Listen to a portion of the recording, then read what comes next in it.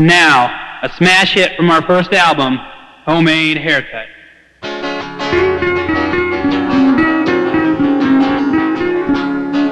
Most people think to make it in this big old crazy world, you got to drive a fancy car, wear flashy clothes, and always get the girl. Just sit down in that chair right there, boy, let me tell you what. Ain't nothing drives the women wild like a homemade haircut. Homemade haircuts are the only way to fly. Ain't nothing like a chopped up dome to catch a woman's eye. Well, I got my clippers already and I know just what to do. Just have a seat, my homely friend, I'll make you cheap you. Before I got this haircut, I repelled all the chicks. In all the fights that I was in, I took my share of licks. Then I got this haircut and it didn't cost me a dime. Got a pretty woman on each arm and the victory is mine. Homemade haircuts are the only way to fly. Ain't nothing like a chopped up dome to catch a woman's eye. Well, I got my clippers already and I know just what to do. Just have a seat, my homely friend, I'll make you GQ. Now you wouldn't think a haircut could turn your life around. Let me key you into the secret of the happiness I found. Well, I ain't got lots of money, Lord knows I ain't got the look. I'm lacking in sophistication and I don't read lots of books. But a pair of barber's clippers in my brother's hand transformed this ugly mutt into this sexy knockout dude with this homemade haircut. 1, 2, 3! Homemade haircuts are the only way to fly. Ain't nothing like a chopped up dome to catch a woman's eye. Well, I got my clippers already and I know just what to do. Just have a seat, my homely friend, I'll make you GQ. Just have a seat, my lucky friend, I'll make you GQ.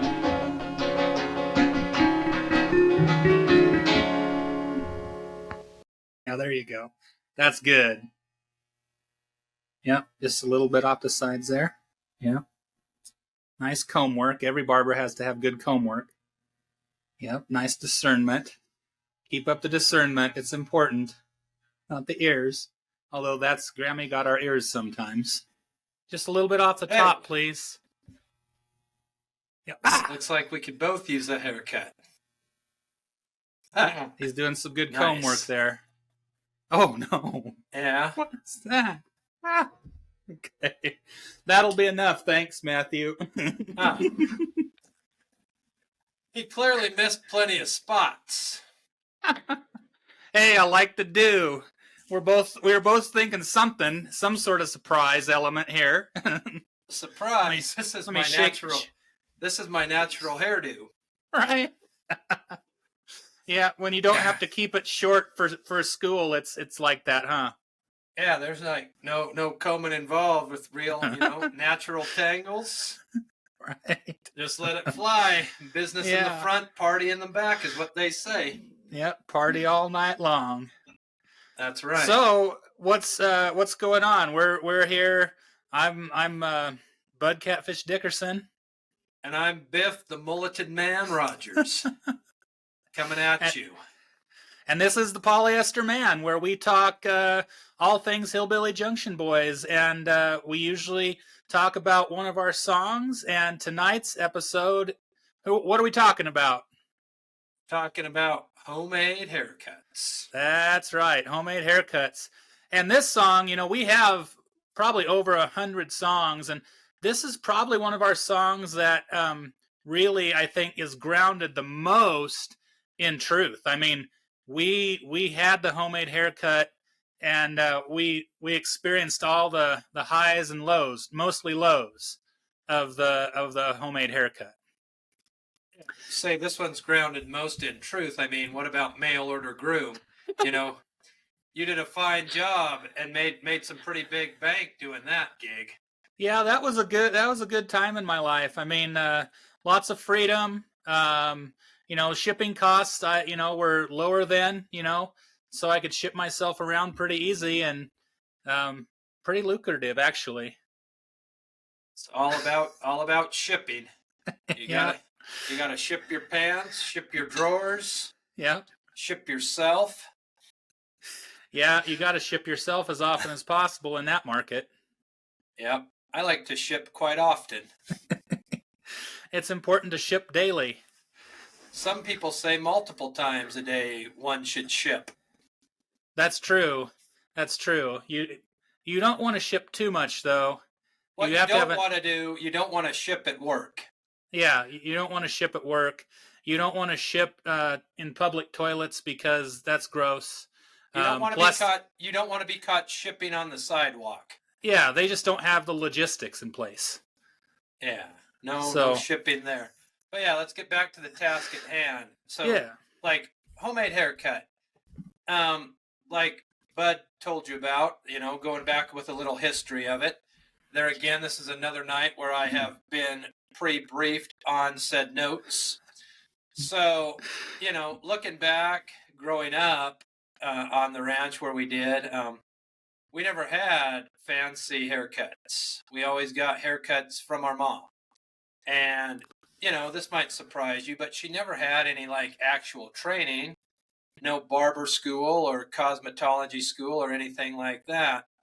And, it's really hilarious when, John Heffron from Last Comic Standing, I think he kind of stole some of our thunder, but one of his jokes, he talks about getting the homemade haircut and how his mom, they had a junk drawer, which, any red-blooded American should have, that contains everything you could possibly need. And, he used to get homemade haircuts when he was little from the junk drawer scissors. And, they were the same scissors that were used to cut the dingleberries off their dogs. So, yeah. He made this whole bit about how, hey, you're using the dingleberry scissors to give me a haircut. Our mom, we didn't cut dogs dingleberries, but I mean, what she cut our hair with, I mean, I don't think was a whole lot better. Would you agree? Right, but what I was going to say is actually she was a step above because at least it was a set of dedicated scissors. But how sharp they were, I don't know, because there would be times when she'd go behind the ears and instead of cutting, she'd kind of pull the hair along. So I don't know how sharp those scissors were. That's for sure. See, I blame growing up getting the homemade haircut on my thinning hair today. Because I think, like you said, she pulled more than she cut. So right. she took valuable hairs that were deeply rooted in my scalp, and once you pull it, it's not coming back. It was like a European hair removal system way before its time. Yeah. And I mean, she did also have the electric trimmers, but I don't know about you, but these were probably like from the 30s. They were brown. Yeah. I mean, I don't ever know where they make brown ones. I mean, like now all you can get is black, and I mean, the things, they made this, and she'd oil them, and then you get, that pneumatic oil in your hair. It's like natural hair grease. Yep. And I mean, there again, I think there were chunks out of it, and she'd be going along, and all of a sudden it's like there again, it would kind of like lock up, and you just like rip the hair out with you and all of that. So yeah, I mean, as soon as an experience. Yeah, as soon as the haircut started, you heard that really loud buzz, and it was like right back here. And some of those clippers have a little lever that you can adjust, and that will stop the buzzing. But I don't think her clippers did that. I think they just kind of like sometimes during the haircut went rogue, and they would like dig in and catch patches off the side of your head or off the back of your head. And that really led to some interesting days going to school, because we'd go to school and we'd have like a patch out of the back of our head. And, when you're first getting those haircuts, you don't really know that has happened. And then, people are laughing behind your back. And I mean, it could have been for a number of reasons. I had a lot of things to laugh about. But then behind your back, so they clearly see the nicks and bald spots in the back of your head. I mean, they couldn't laugh at you to your face because they wouldn't know about the nicks. True. So it makes sense why they're laughing behind your back. Yeah. So we always said that Mom was like a pioneer in, like the fades and the marks that kids would get in their hair. They'd get designs in it. Ours were more abstract, but very, very on the cutting edge, so to speak. Yeah, and I mean, most of the homemade haircuts, I remember times, I think you more so than me, but I was probably there too. But in the younger years, most of the homemade haircuts from Mom ended with, tears. Yeah, for sure. More so from us than Mom. Right. I don't think Mom really shed any tears. No. And, she... but you were talking, Mom really only had two types of haircuts.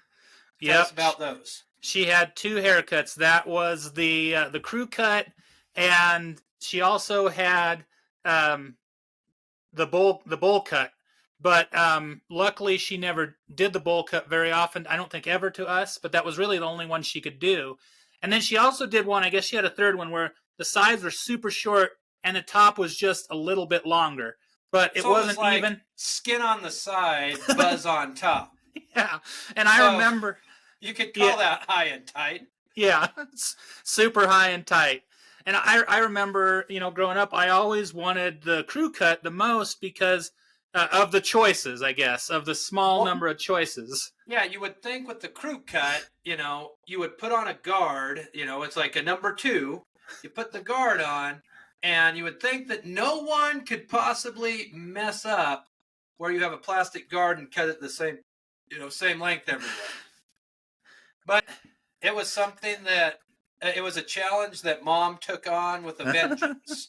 Well, yeah, and yes, even with the guard on, she could still cut you pretty deep in some spots. And that's a good point that you bring up. And I was thinking about that before this started, because I got out our set for the little skit at the beginning, and they have all the little guards all the way from 1/8 of an inch all the way up to an inch or whatever. And maybe it's just because it was so long ago, but I don't even remember those clippers having a guard. They almost would have had to have, but I don't remember. I don't remember a lot of that. She used the comb, and I think there again the comb had like missing teeth and all of that. Yeah. We weren't prepared with the finest barber tools. Right. But I was just going to say, even our drop cloth, it was like this torn ratty white rag. I mean, it would be like a chunk hanging out here. It kind of went across you like a toga, and there were like holes in it like that, So like your hair, it's like claw marks from previous haircutties trying to separate themselves from the cape, trying to get free.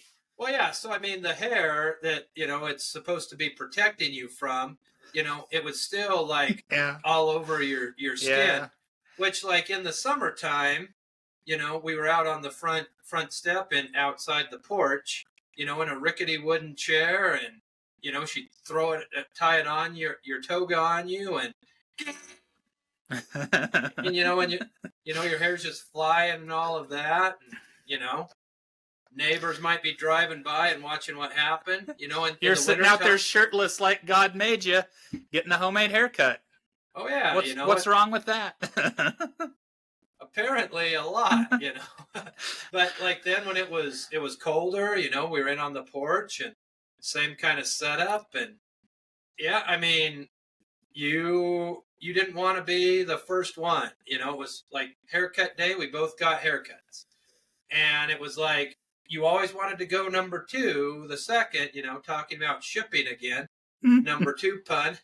But anyhow, like if you would go first, she'd get the clippers kind of oiled up, and you'd have your bald spots and all of that. And, you'd come out and I'd see it, and you would hope that she kind of learned and kind of honed it a little bit, and that you came out. Your goal was to come out looking not as bad Yeah. as your brother. Yep.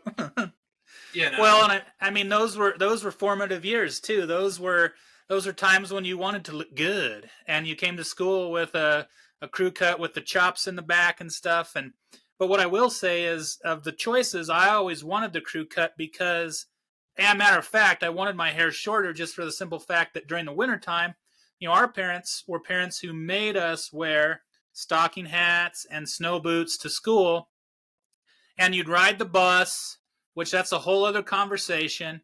And usually, like when it was, it was a rural school, so when the snow was bad, we had a bus driver who was very slow. I mean, she was, in retrospect, from a parent's perspective, probably that was great because you were safe. But we were always super late. We were always the last bus, and then you'd get there with your stocking hat and you're sweaty from the bus because the heaters are just blasting on you.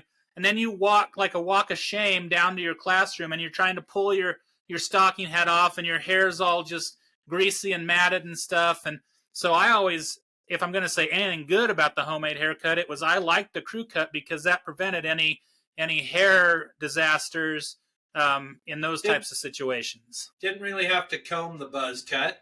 No. You could it's maintenance free. Maintenance free. You take your hat off. There's nothing poking out. There's nothing to poke out. Right. But it was one of those things that it's like, character building, I suppose, because you always got, made fun of at school, just part of it, for the homemade haircut. Because, even though we went to a smaller rural school, like our classmates, most of them got the store-bought haircut. That, was just a myth to us. Yeah, until, I was going to say, until, I went into 5th grade. Yeah, and then Russell got the first store-bought haircut of the two of us. And what kind of haircut did you want to get? What was the big deal going on back then? Oh, yeah, back when I was in 5th grade, the flat top was in.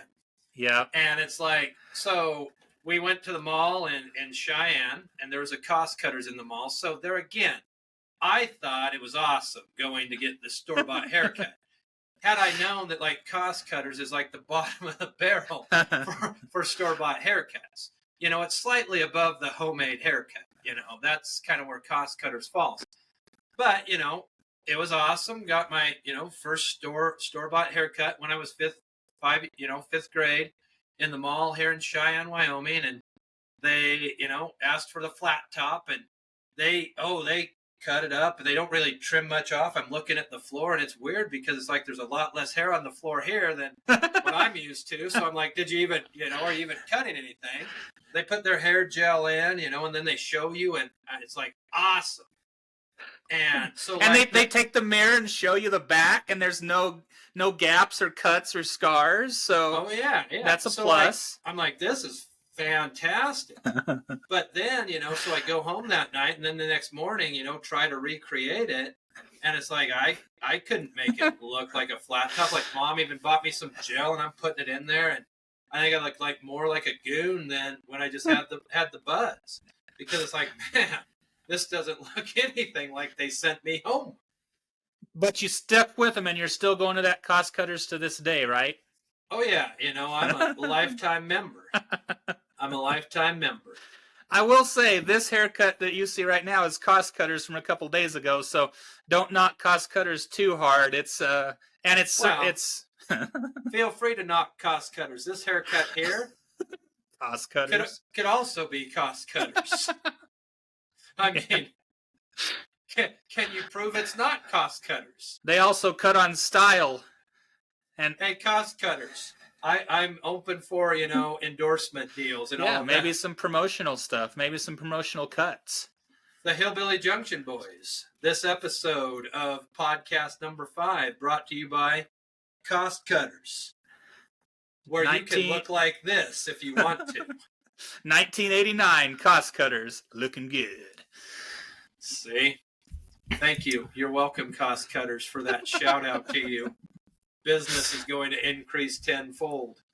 Well, I remember, when you got that haircut, it was kind of, looking back on it, kind of in felt my MC Hammer pants. I was just going to talk about that. That's what I was going to mention, because whenever I tell people about how we were when we were kids, like I didn't have a lot of friends like you did, and so I wasn't as socially adept as you, but you always were on the cutting edge of like what trends were at least happening in Grover.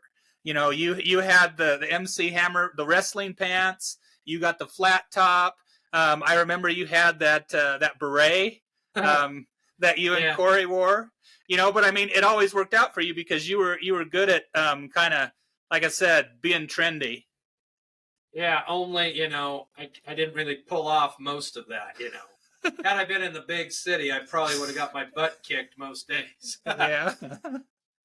Yeah, it was always funny to look back on it, being a small town, and so trends came to us slower. Things were just different, and when someone had something that was from the city, everybody thought it was cool, but we also were kind of like, oh, look at him, he's from the city. Who's he trying to impress with that? That's what Dad makes fun of me for that now. He's like, oh, you're a big city. It's like, because I use the word dinner. Right, yeah.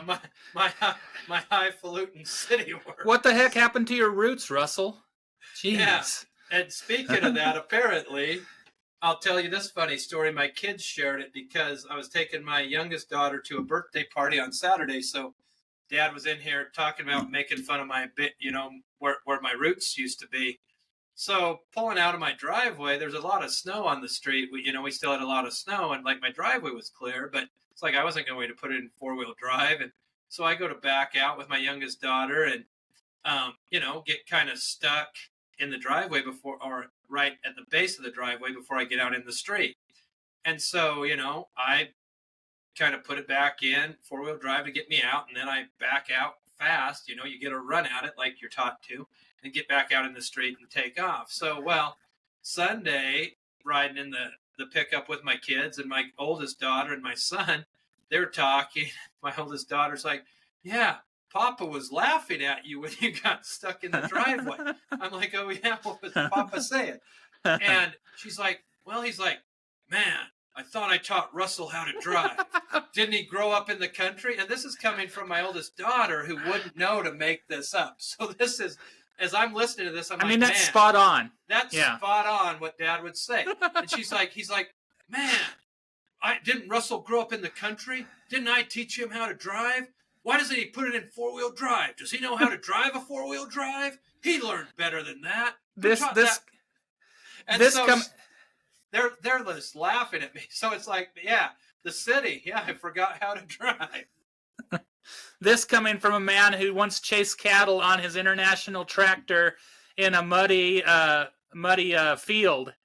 Remember that day? Oh yeah, he was flooring it down the road and just jumped the ditch with the tractor. So it's chasing like cattle with the tractor. So I guess he has a good point. My driving skills clearly are not up anywhere to the legendary wheelings and dealings and drivings of the one and only, Jelly Anderson. And he didn't get stuck, so I guess that's a good thing. So yeah, that's really kind of a good segue. That's a funny story. But it's kind of nothing to do with homemade haircuts. No, but it segues well because one of the other things that I wanted to talk about was our own kids and how we handle homemade haircuts after going through that experience. You want to share a little bit about your experience with your kids and homemade haircuts, and I'll share mine? Well, like the only homemade haircuts I've ever done, are just trimming my oldest daughter's, little bit of split ends. But like I've never done, with girls, it's different. Yeah, it's like, that's for sure. I don't want to mess that up.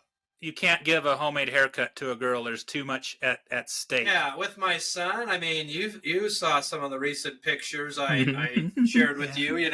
He's big into making his own hairstyles. Like the latest one was what he called the Stegosaurus, where he kind of combs the front part flat and it's like poking out, but then he like mohawks the back, and it's like Stegosaurus is a fitting name for that. And so it's like he'll sit there, with the comb and comb his hair. And the last one, it's like it's all bushed up when it dries and it's fluffy, and he likes styling his own stuff. So I bet he would be totally okay with me giving him a haircut.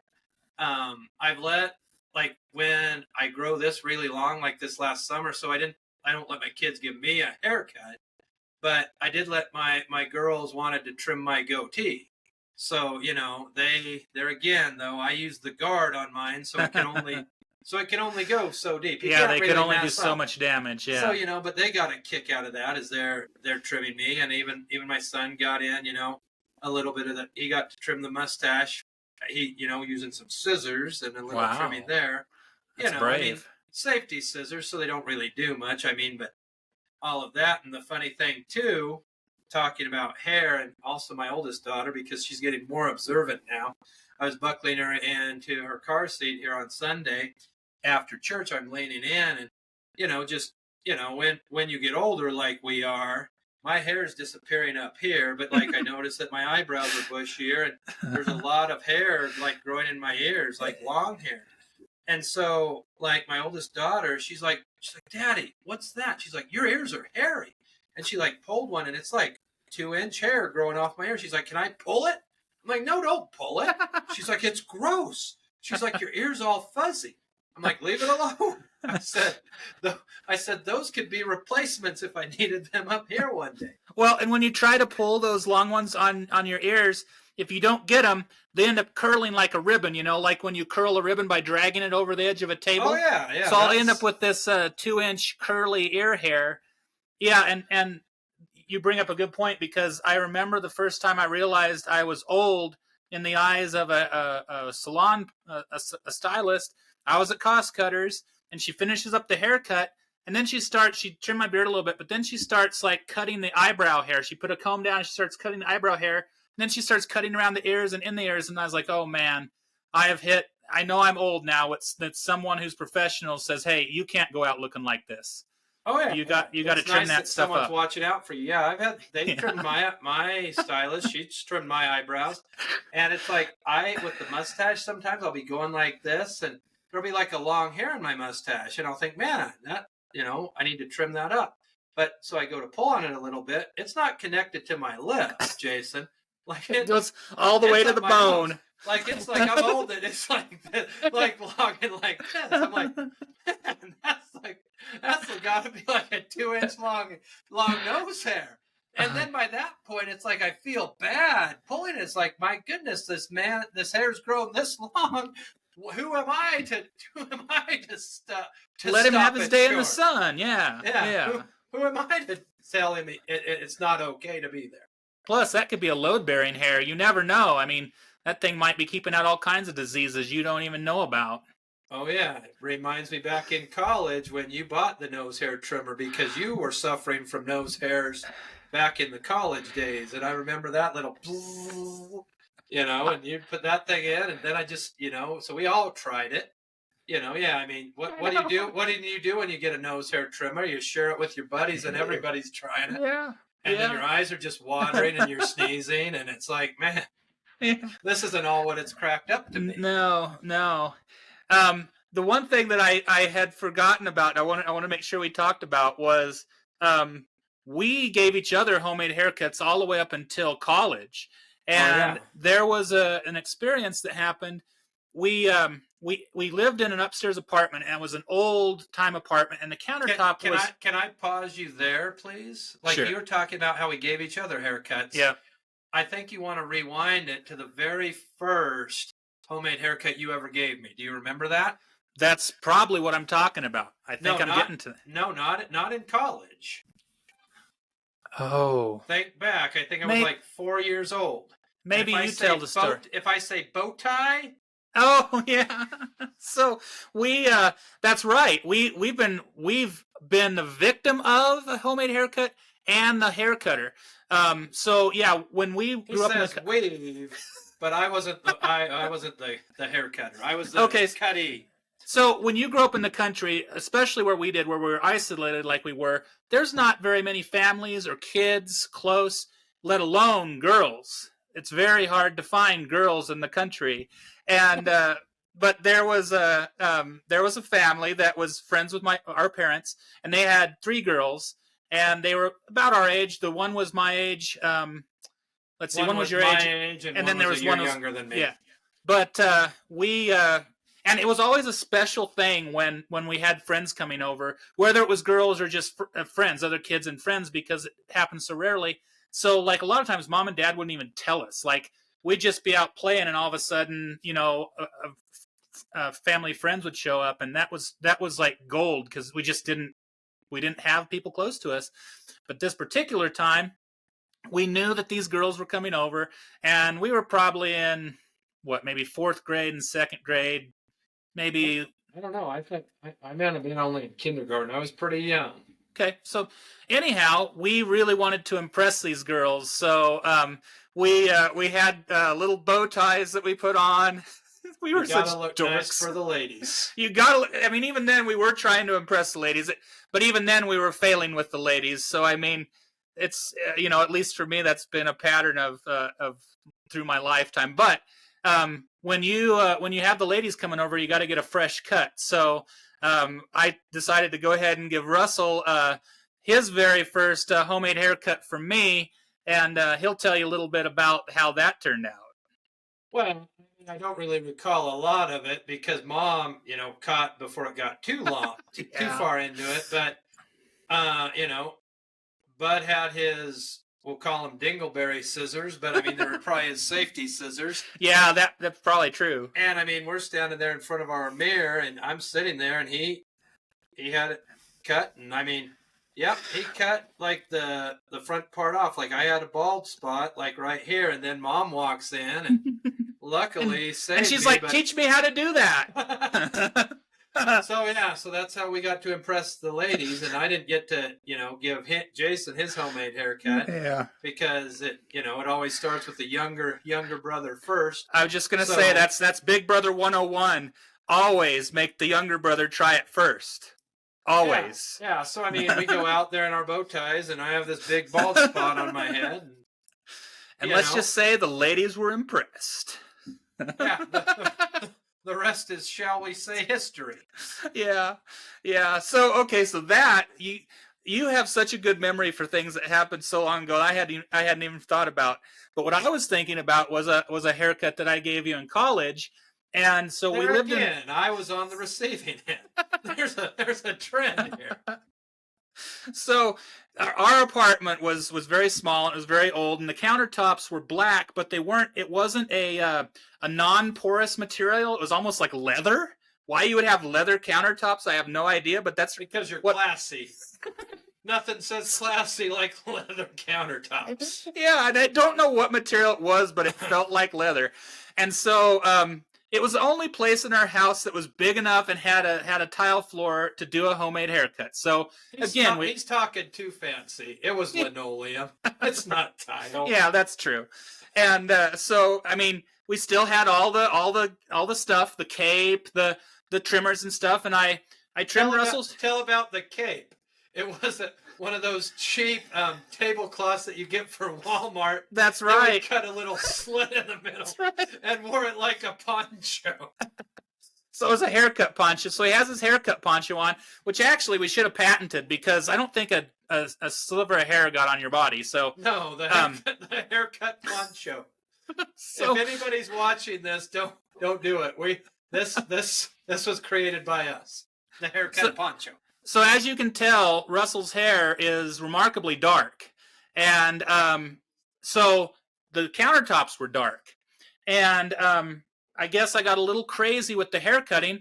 I get done, I sweep up. He looks good. I think everything's good. And we had some friends that we had over for supper. Again, some ladies. Yeah, yep, ladies. Always for the ladies. If you can impress the ladies with some cooking, it's how to get the ladies. That's what I'm told. And so you need a new haircut.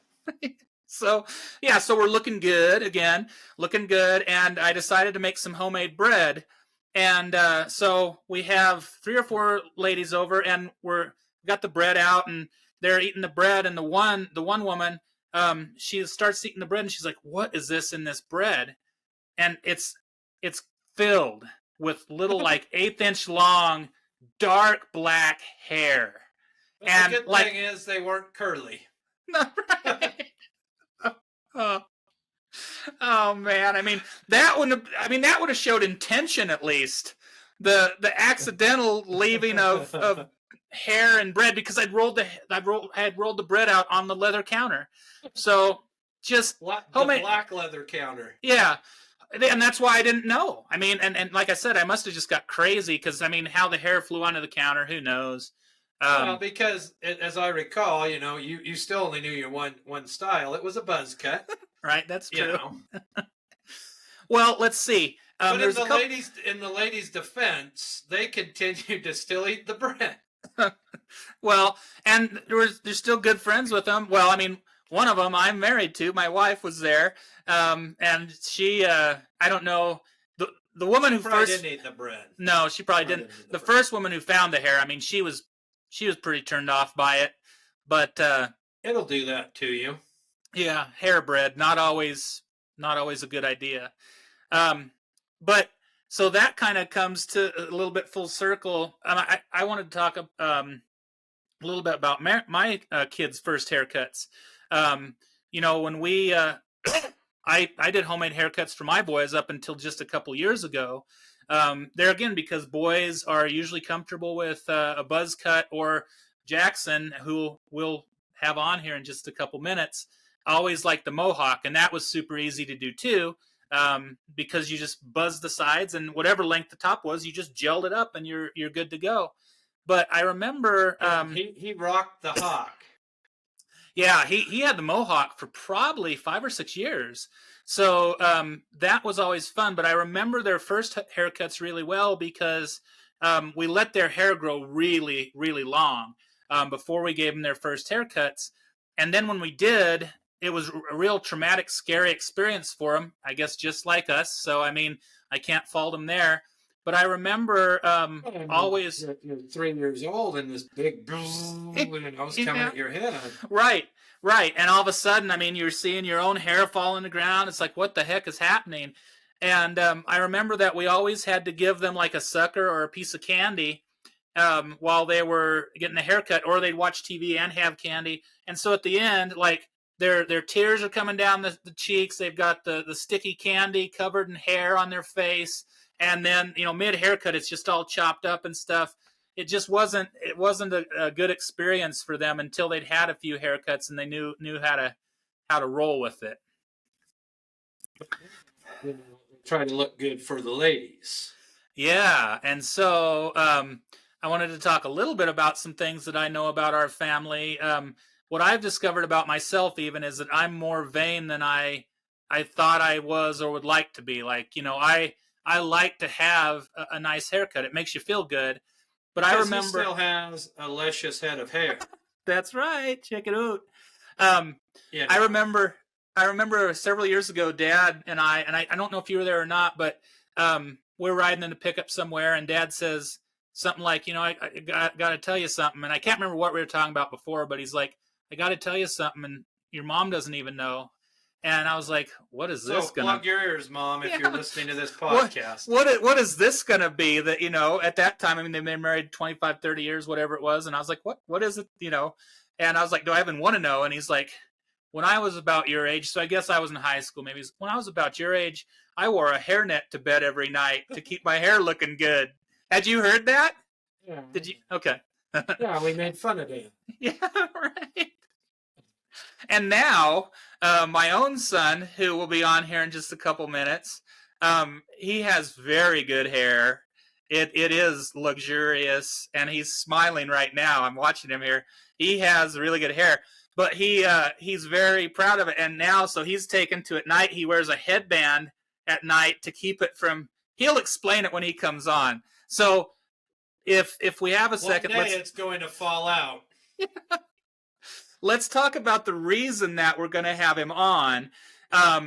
So for a handful of our songs, we made music videos, and I personally think it's one of the biggest joys of being the Hillbilly Junction Boys and all that we've done together. They're the best. Yeah, they're the best.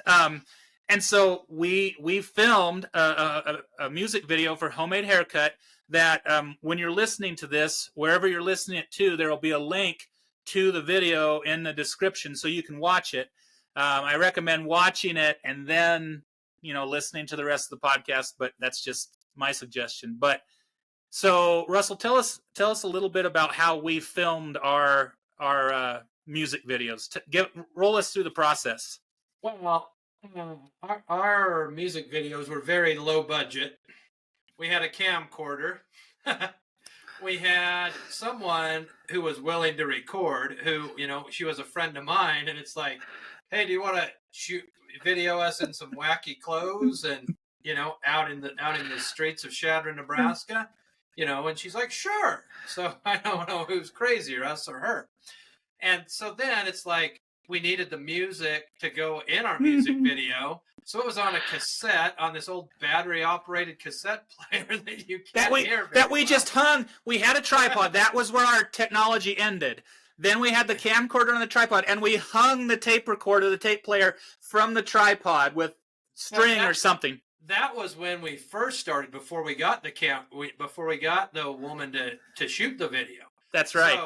So then, like the first music videos, it was Jason and I, a tripod, and like you can literally hear him talking as he's like, "Oh, damn, got to get this," and he comes running on the camera, and you like character changes, you're sprinting through it, you're like throwing your stuff off, and you're like this. But, yeah, so Homemade Haircut. I mean, it was shot on the the streets of downtown Chadron, Nebraska, where we went to college, and I mean.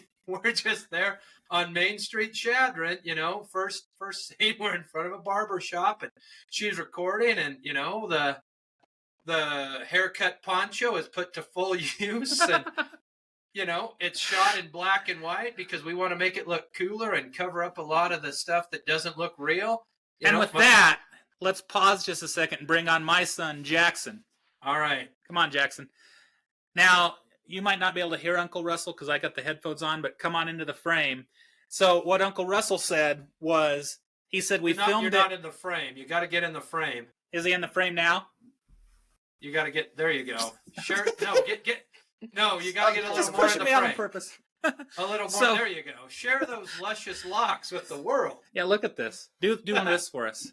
Yeah, look at that. Yeah. So you were just talking about the video. He watched the video, and so the reason I am having him on tonight is because he had some pretty funny comments about the video. So you just mentioned that we filmed it in black and white to cover up some of the mistakes. Tell the audience, Jackson, the reason you thought we shot it in black and white.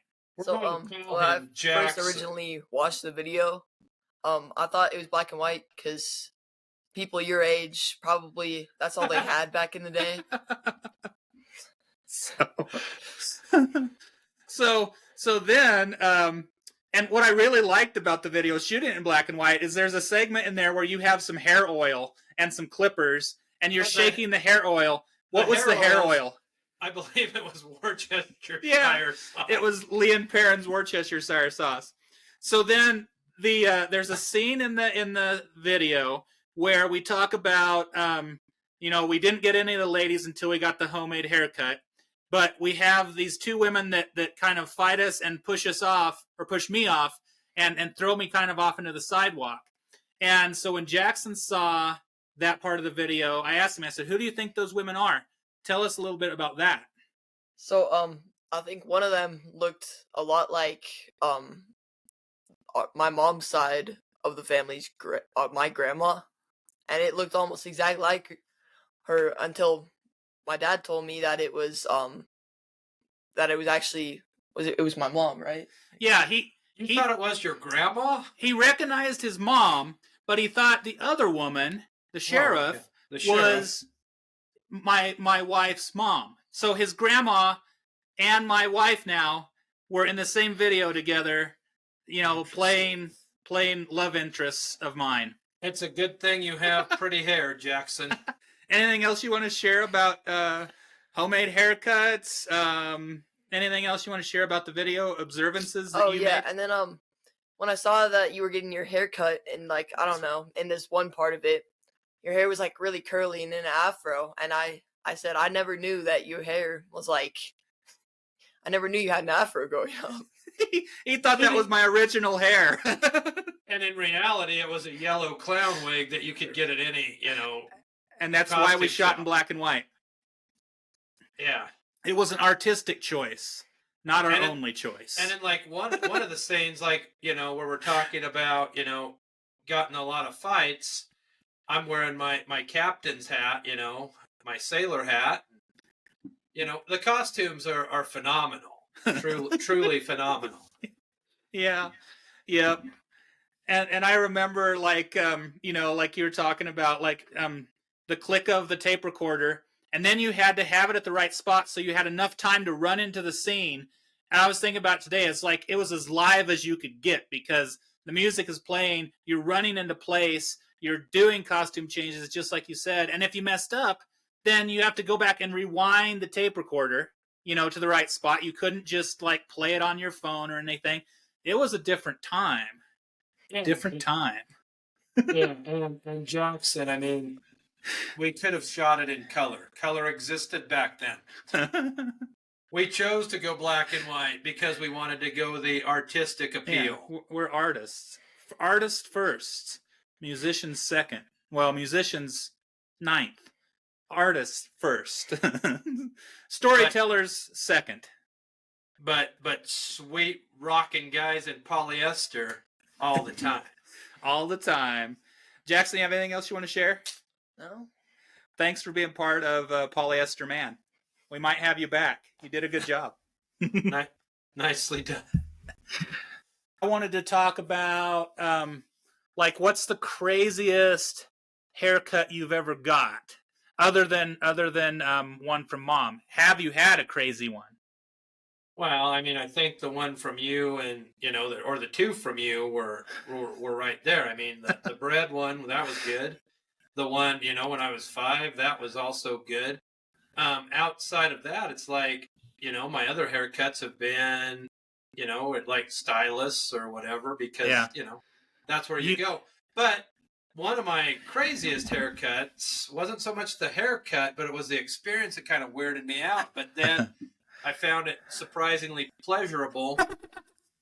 You know, you're talking about our upstairs apartment in Shadron. You remember who we rented it from, right? That's right, Roger the Barber. Roger the Barber. Yeah, so he, you know, there was a guy named Roger. Who was a barber. Last name out of it. Yeah, he was a barber, but ran the barber shop in Shadron, Nebraska, and you know that's where we went to get our haircuts. And the first time I went there, you know, great guy, friends with him still, you know, and all of that. Just really good to us. I mean, small town Nebraska. I mean, you go to college there, the community really. We rented for what, $175 a month or something like that. Yeah, and even so, when you and your wife got married, I don't know if we're using names, so I'm gonna say your wife got married and you moved out. You know, he sold the apartment, the whole building we were living in, but with the condition that I got to stay in the upstairs apartment for the same rent until I graduated, because I was a senior, so I only needed it one more year. So like he put that in like the sale. So I like a new guy owned the building, like Roger didn't own it, but like I went along with the building and he couldn't raise my rent. So, well, Roger lived right across the street. Yeah, right across the street. He was a good guy, you know. But anyhow, when I first met Roger D, as we'll call him because his last name starts with a D, but good call. Got my hair cut, and you know, did a nice haircut, old timey barber shop. I mean, that's kind of, he had his, you know, white smock on and like the barber pole and all of that. Yeah, very very professional. But I mean, very like I said, old timey barber experience.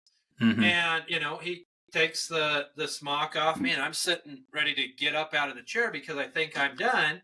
But then he like puts his hand on my shoulder and like pushes me back down, and it's like, I don't know what's going on here, Roger. And then he has like this old like metal thing on top of his hand, and it's like vibrating his hand. He starts like rubbing my shoulder, and initially I'm like, whoa, that's kind of weird.